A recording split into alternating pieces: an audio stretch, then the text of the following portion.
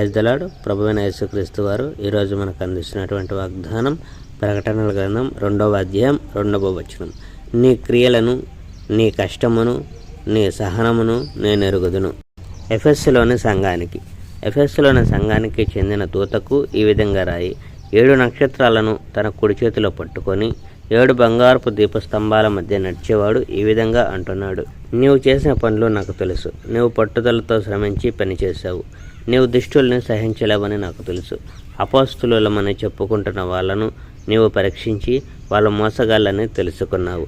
నువ్వు పట్టుదలతో అలసిపోకుండా నా పేరిట కష్టాలు వచ్చుకున్నావు. కానీ నీ తొలి ప్రేమను నీవు పూర్తిగా మర్చిపోయావు. ఇది నాకు ఇష్టం లేదు. నీవు ఎంత దిగజారిపోయావో జ్ఞాపకం తెచ్చుకో. మారు మనస్సు పొందు. మొదట చేసిన విధంగా చెయ్యి.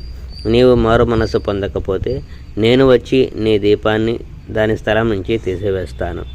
నీ కొలాయితులు చేసే పనులు నీకు ఇష్టం లేదు, నాకు కూడా ఇష్టం లేదు. ఆ విషయంలో మనం ఏకీభవిస్తున్నాము.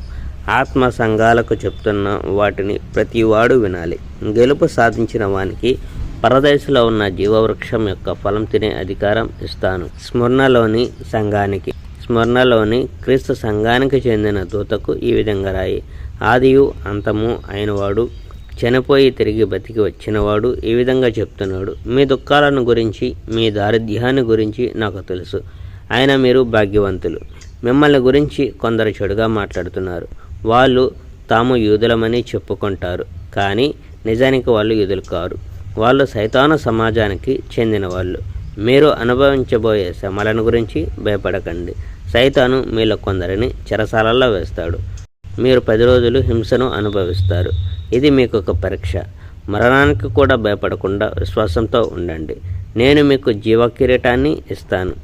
ఆత్మ సంఘాలకు చెప్తున్న వాటిని ప్రతివాడు వినాలి. వీటిని జయించిన వాడు 2వ మరణం నుంచి తప్పించుకుంటాడు. Praise the lord. God bless our India.